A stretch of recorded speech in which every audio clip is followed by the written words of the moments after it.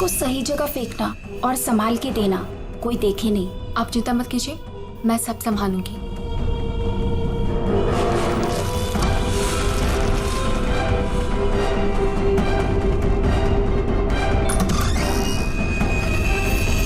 जल्दी दो। कौन है बेटा? कोई नहीं माँ, कचरा वाली थी।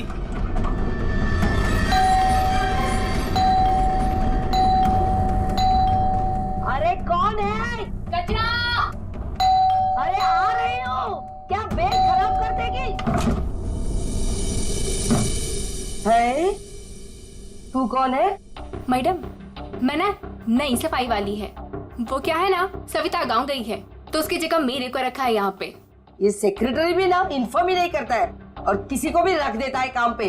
क्या मैडम, सुबह सुबह चिलम चिली करने का। लाओ, वैसे भी मेरे को 10 और घरों में जाना है। लाओ जल्दी दो। है तेवर तो देखो, जैसे ऑफिस ही जाना है तुझे। चल जा, नहीं देते डब्बा। हाँ हाँ तो मत दे। वैसे भी तेरे कचरे से कितनी बदबू आ रही है। अच्छा, परफ्यूम मार के दूं कचरा तुझे? अरे तो मैं मरी नहीं चाही हूँ लेने के लिए। बात तो ऐसे करी है जैसे लगता है कचरा नहीं सोना मांग लिया हो।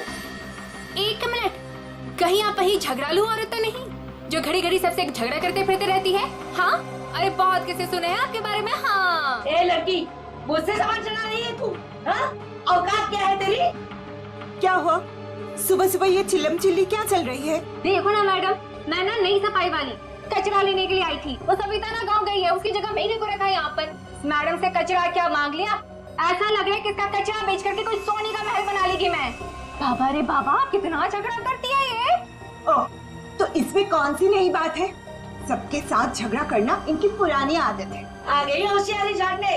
ए सुन, हमारे फटे में टाउन बताना, माइंड योर ओन बिजनेस। चल, देख रही हो ना कैसे झगड़ा कर रही है ये। वाह वाह, बड़ी आई। Mind your own business. पहले अपने माइंड का इलाज करा। सबके नाक में दम करके रखा है अपने रोज के झगड़ों की वजह से। भाभी जी please, I am sorry, I am really sorry. आप अंदर जाइए। शोभा, अंदर जाओ।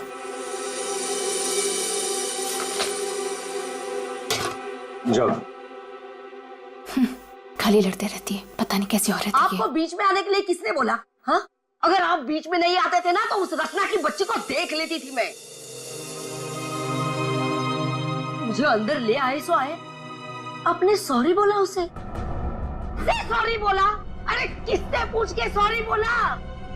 हमेशा से गलत काम करते हो, हमेशा से गलत काम करते रहते हो। हाँ हाँ हाँ, सब हमारी गलती है, हमारी गलती है सब। लोग हमसे बात नहीं करते, लोग हमें देख करके दूर भाग जाते हैं, कोई हमें अपने घर में नहीं बुलाते, सब हमारी गलती है। शोभा प्लीज देखो, शोभा इस तरह से बात बात में लोगों के साथ झगड़ा करना बंद कर दो।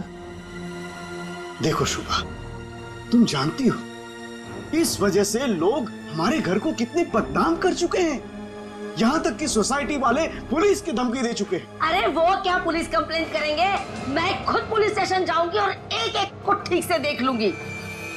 और आप उनकी साइड ले रहे हो? उनकी?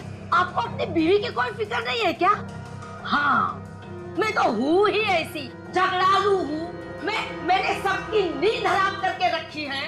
और ये बिल्डिंग वाले, ये तो संत महात्मा है ना। बहू, वो लोग भी गलत हो सकते हैं, लेकिन लोगों से बात करने का एक अलग ही तरीका होता है। आइए आइए, पधारिए। अरे मैं तो वही सोच रही थी कि अब तक आप कैसे नहीं पधारी अपने लाडले की तरफदारी करने के लिए। देखिए माँ जी, एक तो वैसे भी इन्होंने आपको मेरे मत्थे मड़ा है, वो भी मुझसे पूछे बिना। मेहमान बनकर आई हो तो मेहमान बनकर रहो घर में। शोभा, माँ से इस तरह से बात नहीं किया करते। तो आप कहो ना अपनी माँ से कि मुझसे बात ही ना करे। अरे पूरा दिन इनकी सेवा करती रहती हूँ, फिर भी ये सब सुनना पड़ता है। बस मॉम बस, सुबह सुबह दिमाग खराब करके रख दिया है। और अब दादी और डैड से कैसे बात कर रहे हो? क्या ये घर दादी का नहीं है? चुप कर, बदतमीज लड़की। बड़ों के बीच में बात करने से अच्छा है कि तुम अपनी पढ़ाई करो। पर तुम कहाँ पढ़ाई करती हो? पूरा दिन इस मोबाइल और लैपटॉप में घुसी रहती हो। ये किसकी फोटो है? कौन है ये लड़का? तेरा बॉयफ्रेंड तो नहीं है? मॉम, जैसे अभी आपने बताया ना कि मैं आपके मामले में इंटरफेयर ना करूं, वैसे आप मेरे मामले में इंटरफेयर ना करें तो अच्छा होगा। बदतमीज लड़की, मुझसे जबान लड़ा रही है तू? बड़ों से बात करने का तमीज नहीं है तुझे? अगर मुझसे जबान लड़ाई ना तो याद रखना। हाँ, क्या कर लोगे आप? हाँ, क्या कर लोगे? जैसे भैया को इस घर से निकाल दिया वैसे मुझे भी निकाल दोगे? हाँ काव्या, माँ, शोभा, बस बहुत हो गया। ऐसे किसी जवान लड़की से बर्ताव नहीं किया जाता। माँ, तुम्हें मंदिर जाने में देर हो रहा है ना? चलो मैं तुम्हें मंदिर छोड़ देता हूँ। काव्या, तुम्हें कॉलेज जाना है ना? चलो मैं तुम्हें ड्रॉप करता हूँ। चलो जल्दी चलो। तुझे तो मैं देख ही लूंगी। बहुत बदतमीज होने लगी है आजकल।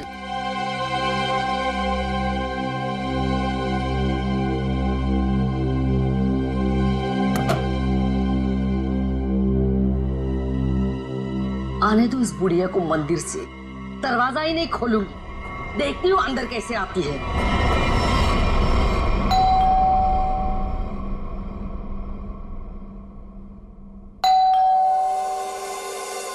शोभा, दरवाजा क्यों नहीं खोल रही हो? शोभा, क्या माँ जी? आपने शोभा को कहीं जाते हुए देखा है क्या? क्या हुआ माँ जी? रचना, तूने शोभा को कहीं देखा है क्या? माँ जी, मेरे इतने भी बुरे दिन नहीं है कि मैं उनको देखूं। पता नहीं उसमें भी उनको कोई प्रॉब्लम हो जाए। पर हुआ क्या? शोभा दरवाजा नहीं खोल रही है। अब सर आप जाके सेक्रेटरी को बुला के लाइए ना प्लीज। अभी बुलाता हूँ। शायद वो बाथरूम में नहा रही हो। इतनी देर से नहा रही है? शायद अपना पाप धो रही होगी। माँ जी, आपके पास घर की दूसरी चाबी होगी ना? नहीं है। एक मिनट माँ जी, मैं आपके बेटे मनीष को फोन करता हूँ। हटिए हटिए।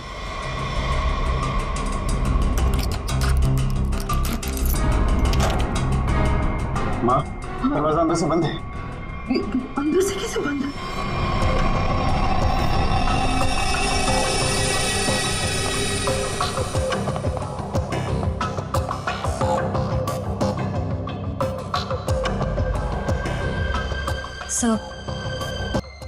एक्सीडेंट हो सकता है। एक काम करो, घर में जितना सारा फर्नीचर है चेक करो, उसके कॉर्नर चेक करो फर्नीचर के, और फिर देखो कहीं पर नुकीली चीज है क्या, शायद उससे टकराई हो।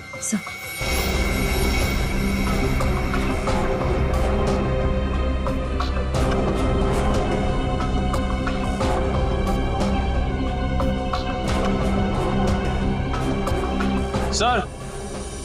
हाँ निखिल। सर टूटा हुआ बांस और सर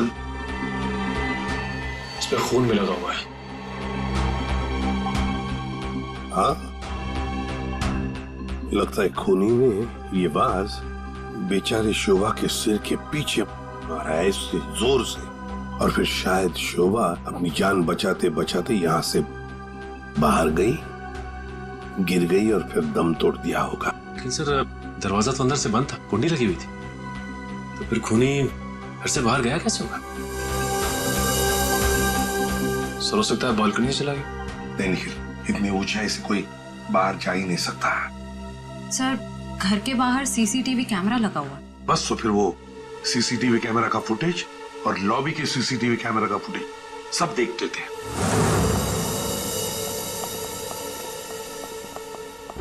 मनीष जी, आज सुबह आप, आपकी माँ और बेटी काव्या जब घर से बाहर गई तब शोभा जिंदा थी, है ना?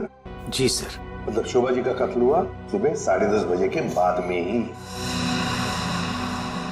पर काव्या तुम 11 बजे कॉलेज से वापस क्यों आ गई थी? देखो चुप रहने का कोई फायदा नहीं, हमने लॉबी के सीसीटीवी फुटेज में देख लिया है। तुम ठीक 11 बजे बिल्डिंग में अंदर आई थी। काव्या, तुम कॉलेज नहीं गई? वो मेरा फ्रेंड अश्मित हमारी विंग में रहता है, मैं उसी से मिलने वापस आई थी। अपने बॉयफ्रेंड से मिलने गई उसी वक्त जिस वक्त अपनी माँ का कत्ल हुआ।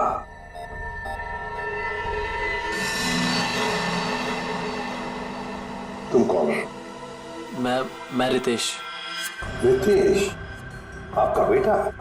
जी सर। पर तुम तो घर छोड़कर चले गए थे। जी वो मैं घर छोड़कर नहीं गया था, मुझे इनकी पत्नी ने घर से निकाल दिया था।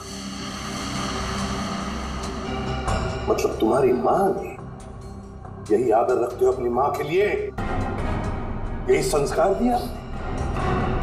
जब तुम यहाँ रहते नहीं थे तो किस लिए आए थे यहाँ पर? जी वो मैं किशोर से मिलने आया था। सर, अगर आपने सीसीटीवी फुटेज देखा होगा तो आपने देखा होगा कि मैं अपने डॉग को बाहर घुमाने लेके गया था। क्या बात है किशोर, जब ये रितेश तुम्हारे घर पे तुमसे मिलने आया तो तुम अपने घर से बाहर कुत्ता घुमाने निकल गए? हाँ सर, वो हमेशा आता जाता रहता है, पर इसमें प्रॉब्लम क्या है? प्रॉब्लम है शोभा जी का कत्ल हुआ है, समझे? चलो तुम सबकी बातें मान ली, बच्चे बिल्डिंग में आए अपने दोस्तों से मिलने, मगर घर नहीं गए। बिल्डिंग के अंदर बाहर लोग आते जाते रहे, पर शोभा जी के घर के बाहर कोई नहीं आया। काश अगर कोई भी, एक भी शोभा जी से मिलने जाता तो शायद आज बेचारी मासूम शोभा बच जाती। सर, शोभा जी का सोसाइटी में किसी के साथ भी बिहेवियर अच्छा नहीं था। आए दिन छोटी छोटी बातों में झगड़ा करती थी। इवन सर, आज भी उनका झगड़ा हुआ था। झगड़ा हुआ था? किसके साथ? इनसे, रचना जी से। ओह सर, मैं सर, मैंने उसको नहीं मारा सर। मैंने तो कभी किसी मच्छर को भी नहीं मारा सर। एसीपी साहब, इन सोसाइटी के सारे लोगों को मैं जानता हूं। इनमें से ऐसा कोई नहीं है जो शोभा को इस तरह से मार सके। मगर शोभा जी का खून तो हुआ है ना, किसी ने तो किया है। अरे तारिका, ये क्या कर रही हो? ऐसा क्या कर दिया डॉक्टर साहब ने? करने दीजिए ना सर, कुछ भला करने जा रही है तो उसे टोकना ठीक नहीं है ना सर? नहीं, मैं जानता हूं अच्छी तरह से। जिस दिन मैं वहां पर लाशों की जगह लेटा हुआ होऊंगा ना, तुम लोग सबको मिठाई बांटने वाले हो, जानता हूं मैं तुम्हारे सारे इरादों के गुब्बारों को उड़ने से पहले ही फोड़ करके दम लूंगा, समझे?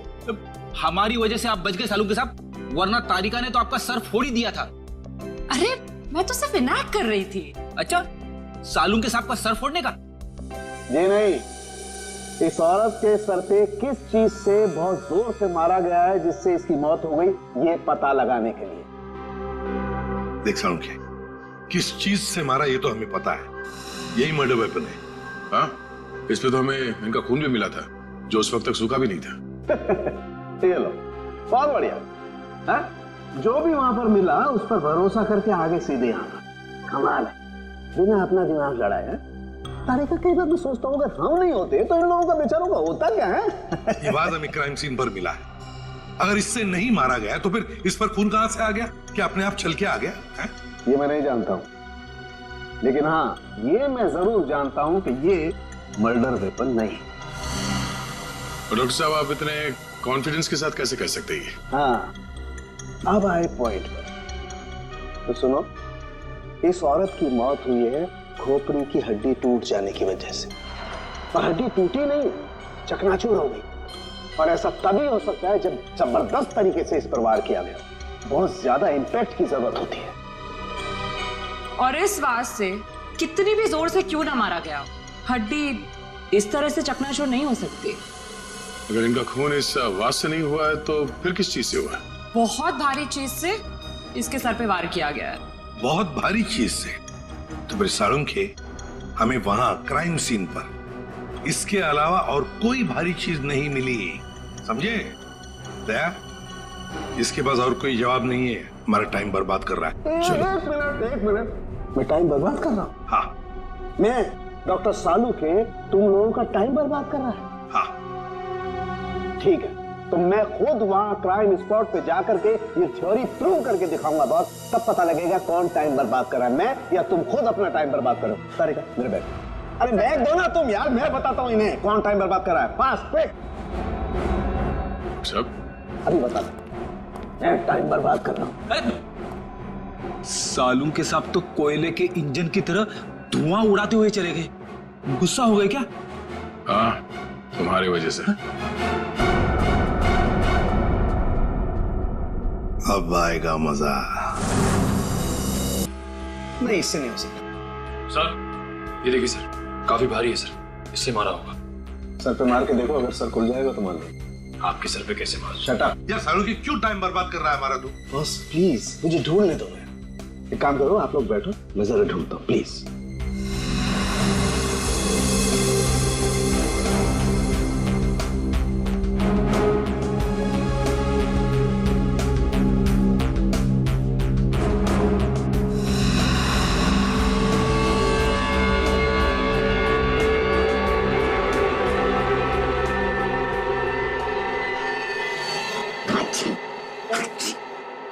पूरी दुनिया में सर्दी फैलाएगा।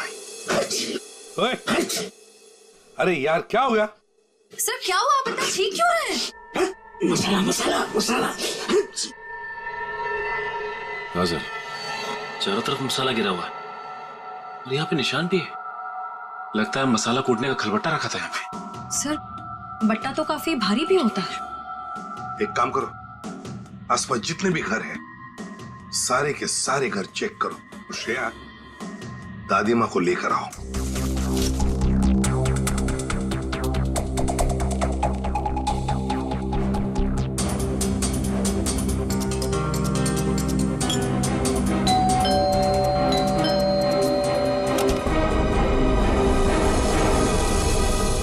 आप लोग?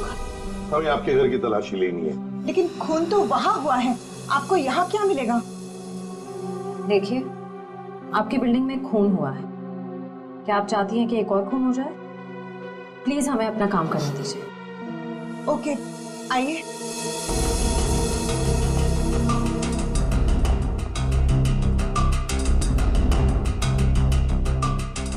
शोभा भी ना मरने के बाद भी मेरी पीछा नहीं छोड़ेगी।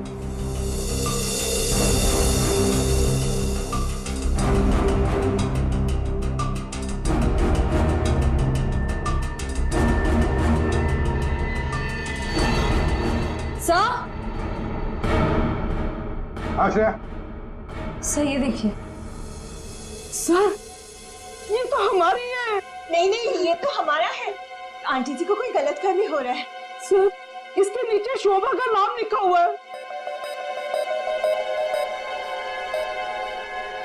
शोभा, तो क्या आपने इन्हें ये दिया था?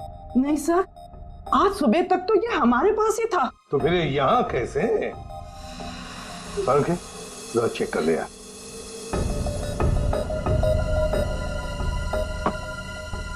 वो क्या है ना सर, मैंने गुल्लू के पापा को छोले खिलाने का वादा किया था।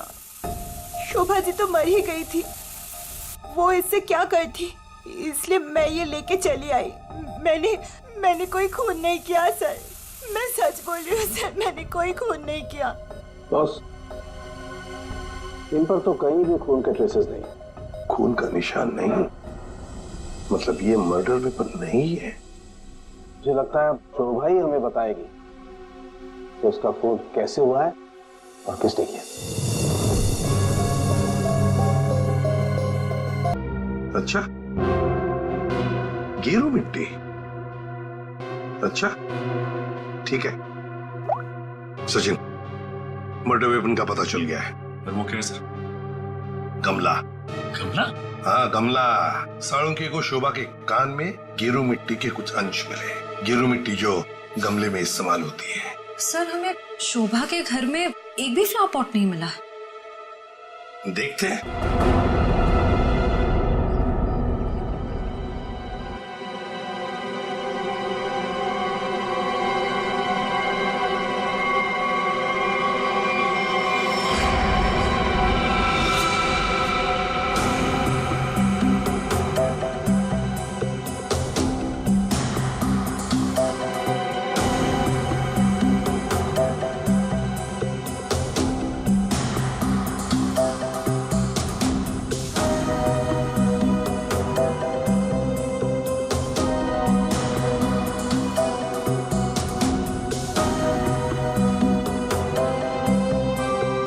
गमला यहीं पर गिरा है। पर सर गमला गया कहाँ? हो सकता है किसी ने साफ कर दिया हो ताकि कोई सुराग न बचे, लेकिन मौत हुई है इस गमले की वजह से ही। लेकिन सर ऐसा कैसे हो सकता है? घर के बाहर लगे सीसीटीवी फुटेज में तो हमने किसी को कमरे के अंदर जाते देखा नहीं। तो फिर शोभा जी के सर पे गमला मारा किसने होगा? वही तो समझ में नहीं आ रहा है सचिन कि ये गमला मारा किसने, और फिर इतने जोर से मारा है कि किसी इंसान की जान ही चली जाए। हाँ सर, सवाल ये भी है कि बंद कमरे से खूनी बाहर गया कैसे? जमीन चीर के या आसमान फाड़ के? जमीन चीर के तो नहीं निखिल, जमीन चीर के नहीं, आया होगा तो आसमान फाड़ के ही। 1 2 3 4 5 6 7 7वें मंजिल पर शोभा जी रहती है, वो रही उसकी बालकनी, और बिल्कुल उसी के ऊपर है 8वें मंजिल की बालकनी। चलो चलकर देखते हैं।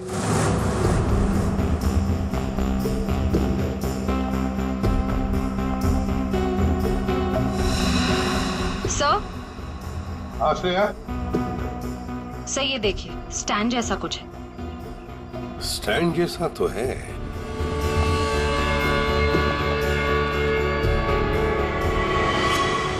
श्रेया, गमले का ही स्टैंड है, गमला इसी स्टैंड पर था।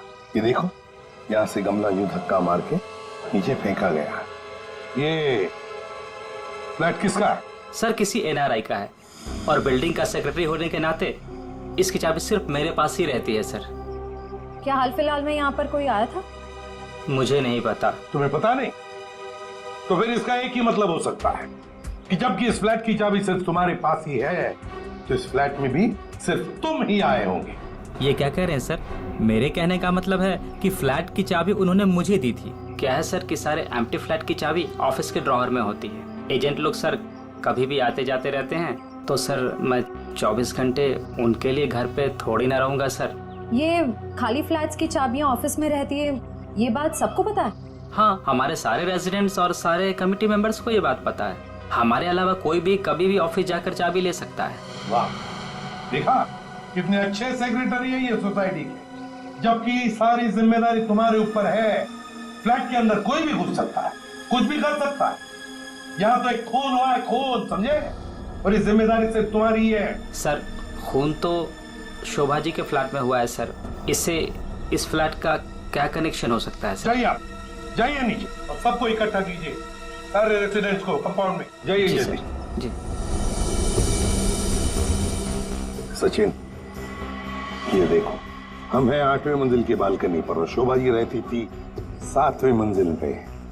जब शोभा जी वहां अपनी बालकनी से बाहर झुकी होगी किसी काम की वजह से, तब 8वें मंजिल के मतलब यहां से वो गमला शोभा जी के सिर पर मारा गया, ठाम करके ऐसे।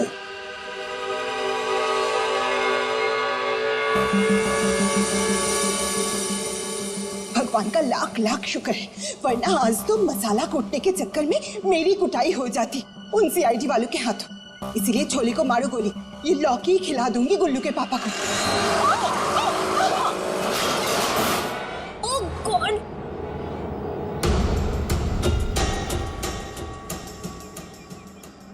ये क्या किया? आज तो शायद लौकी भी नसीब में नहीं है। एक्सक्यूज मी, हाँ गलती आपकी है। एक तो आप मेरे बीचों बीच आ गई, उल्टा आप मुझे सुना रही हैं।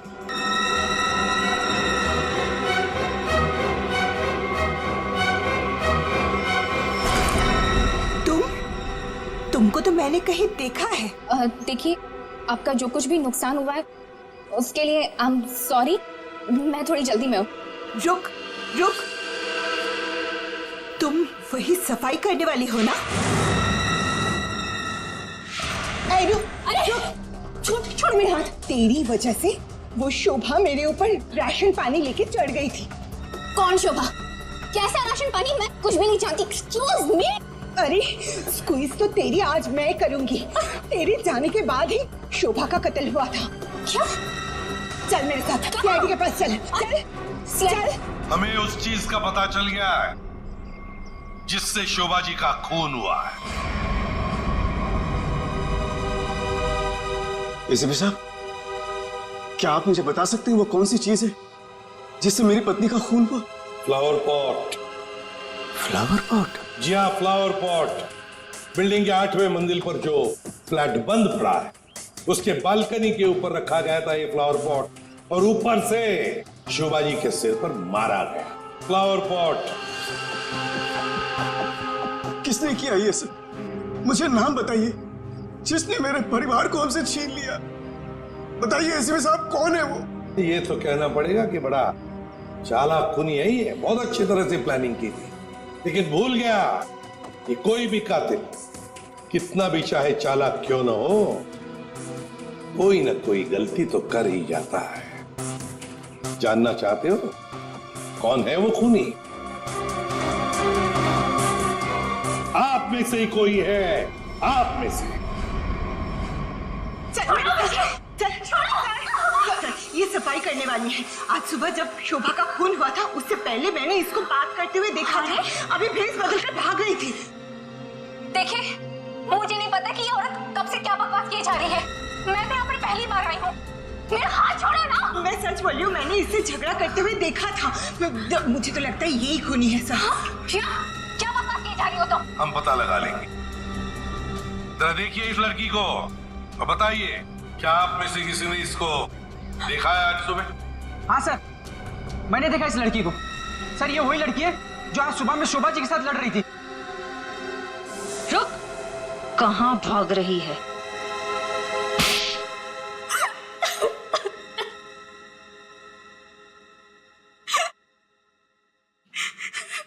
ये सब रोना धोना बंद करो और बताओ कौन कौन है इसके पीछे। तुम्हारे अकेली का काम नहीं है ये, बताओ जल्दी। कौन कौन मिला हुआ है तुम्हारे साथ इस काम में? हाँ? क्यों खून किया शोभा का?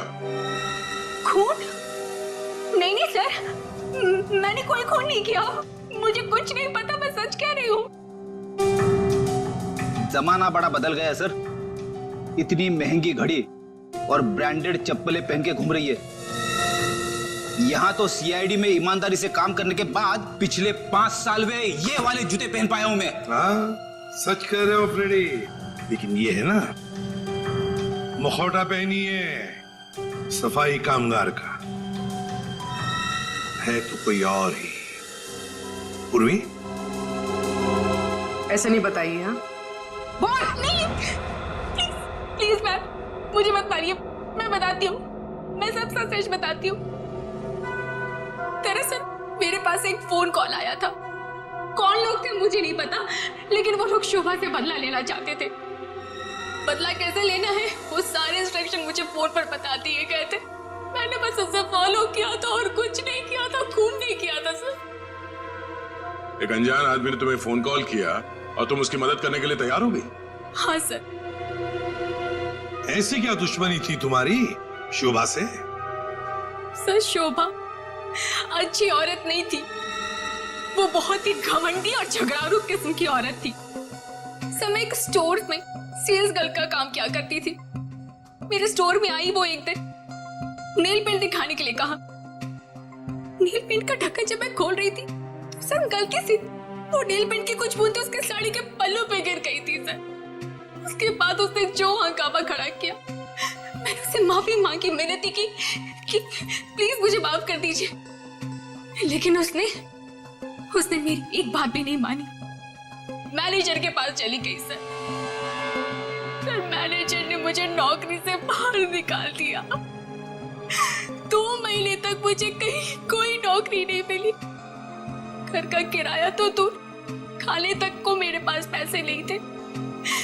मकान मालिक मेरे सिर पर चढ़ करके मुझे परेशान करने लगा, कहा कि निकलो मेरे घर से। सर उसने मेरी पूरी जिंदगी तबाह कर दी। फिर मैंने ठान लिया था कि उस शोभा से मैं बदला जरूर लूंगी। इसलिए तुमने कानून को अपने हाथ में लेने का फैसला किया है? सर मैं मानती हूँ कि मुझसे बहुत बड़ी गलती हो गई। प्लीज आप लोग मुझे माफ कर दीजिए प्लीज। ये लो, सब कुछ मान लिया तो माफी मिल गई, ऐसे लगता है तुम्हें? है? तुम्हारी सजा हम कम कर सकते हैं, मगर एक शर्त पर। हाँ सर, मुझे आप लोगों की सारी शर्त मंजूर है। बताइए मुझे क्या करना होगा। तो ये बताओ कि फोन पे एग्जैक्टली क्या इंस्ट्रक्शन दिए गए थे तुम्हें? मुझे बस वो फ्लावर पॉट गिरने के बाद उसे साफ करने के लिए कहा गया था। वो फ्लावर पॉट जैसे बालकनी से शोभा के सर से टकराकर नीचे गिरा तो मेरे पास उसे झट से साफ करके वहां से मैं निकल गई। बस यही किया था मैंने। वो फ्लावर पॉट किसने फेंका था? Flower pot? नहीं, किसी ने फेंका नहीं था। किसी ने नहीं फेंका? ये कैसे हो सकता है? कोई तो ऊपर था फेंकने वाला। नहीं सर, मैं सच कह रही हूँ, वहाँ पर कोई नहीं था। वो फ्लावर पॉट अपने आप गिरा था। कौन था ऊपर? यकीन कीजिए, मैं क्यों झूठ बोलूंगी आप लोगों से।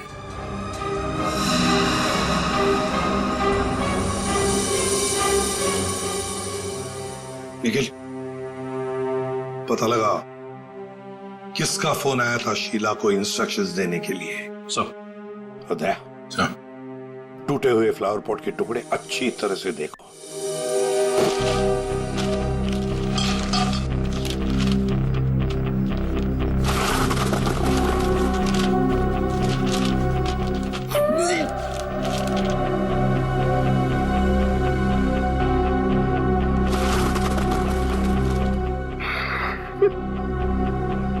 सीआईडी पे इतने साल काम करके यही इज्जत मिली। क्या हुआ पंकज सर? कोई इज्जत चाहिए आपको? वो सर, इसमें सिर्फ सड़ा हुआ कचरा है सर, और कुछ भी नहीं है सर। यहाँ पे थोड़ी देर और खड़ा रहा ना तो मैं बदबू के मारे शहीद हो जाऊंगा सर। कुछ नहीं होगा तुम्हें, काम पे ध्यान दो।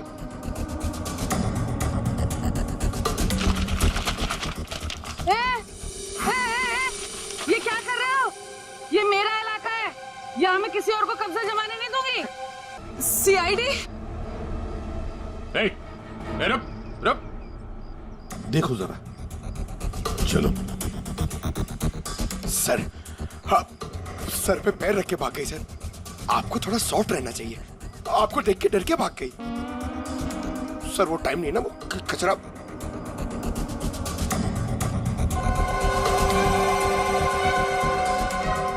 सर, हाँ? ये देखिए, ये कुछ गमले के टुकड़े मिले हैं।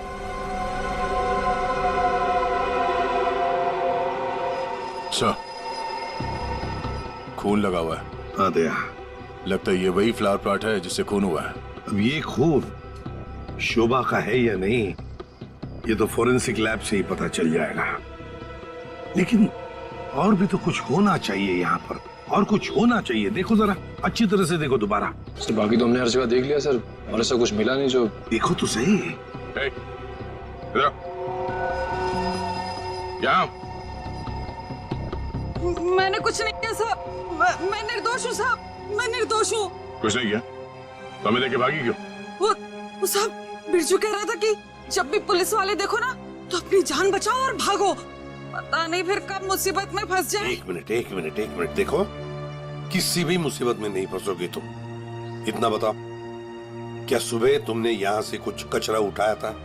हाँ, घबराओ मत, उठाया था कचरा? हाँ, उठाया तो था, इस थैले में ही है। दिखाओ जरा। नहीं, मैं नहीं दूंगी, ये मेरी रोजी रोटी है साहब। अरे हमें उसका भजिया नहीं तलना है, हमें सिर्फ ये देखना है कि उसके अंदर क्या है। इधर दो।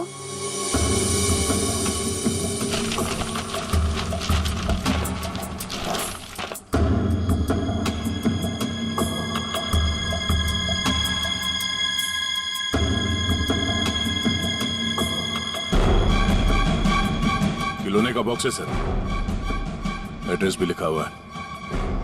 ओह, तो ये है खूनी।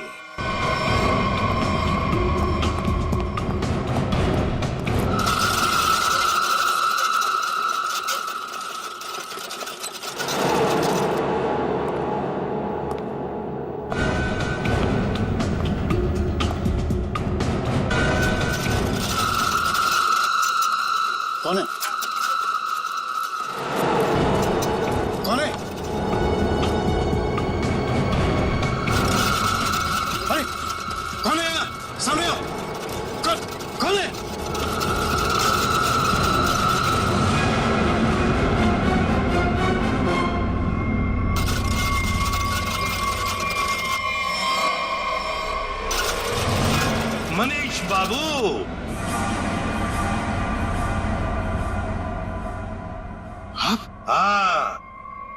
खिलौनों के साथ बहुत खेल खेल लिए, अब ये तुम्हारा खेल खेलना खत्म। मैंने आगे रास्ता बंद है। मैंने कुछ नहीं किया। अब ये बता, शोभा को क्यों मारा तुमने? मैंने नहीं मारा, मैंने नहीं मारा।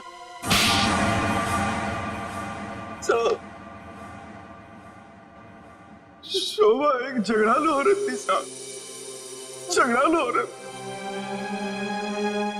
हमेशा गालियां देती थी साहब, हर छोटी मोटी बात पे चिल्लाती थी, भद्दी भद्दी गालियां देती थी। आतंक था साहब उसका एक।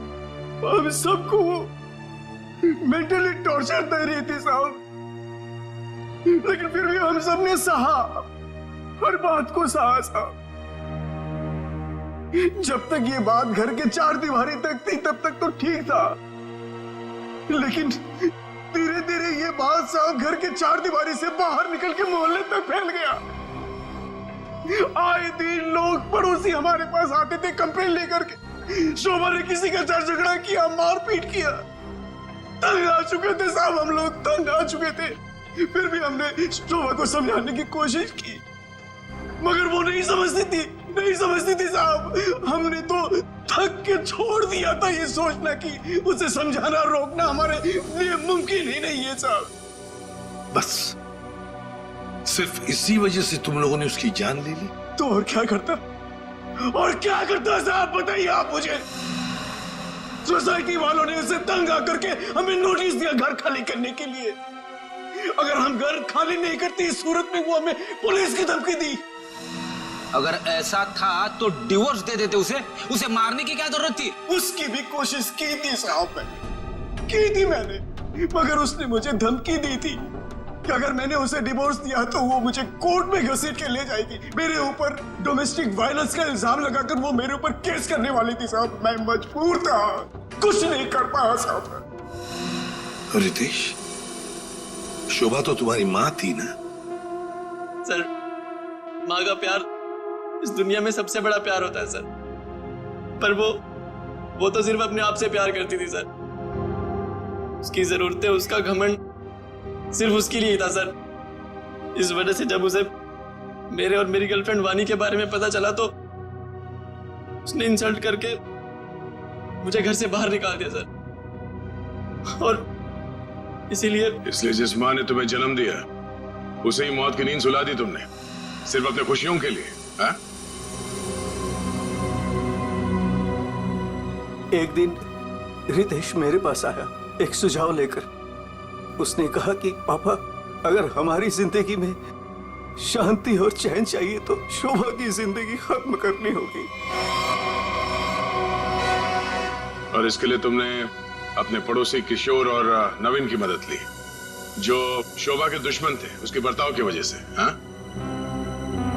सिर्फ इनको ही नहीं रहा, इन्होंने बाकी सारे लोगों से भी कांटेक्ट किया जिनका कोई न कोई झगड़ा था शोभा के साथ।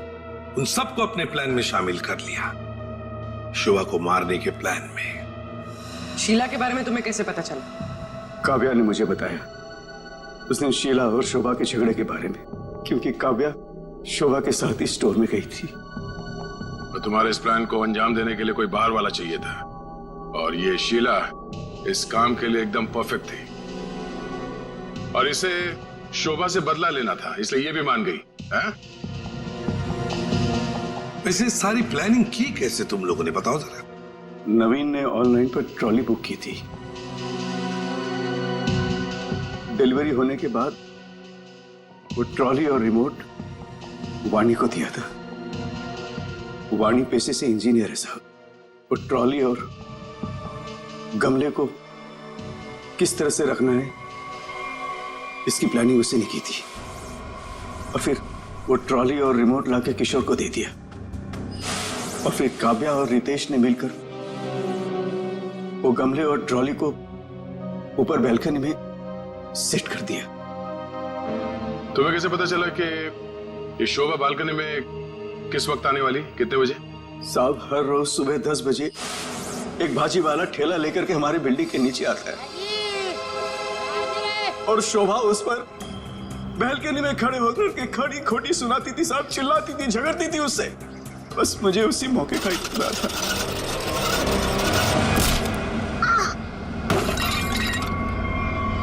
और फिर मैंने मां को फोन किया।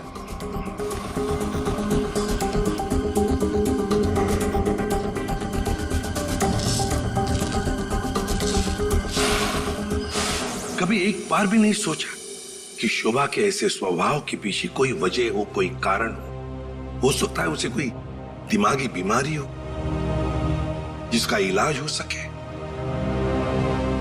नहीं सोचा।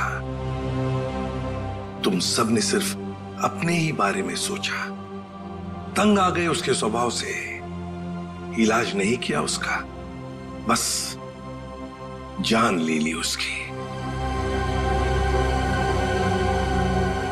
कानून तुम सबको कड़ी से कड़ी सजा देगा। For more updates, subscribe to our channel, click the show links and enjoy watching the videos.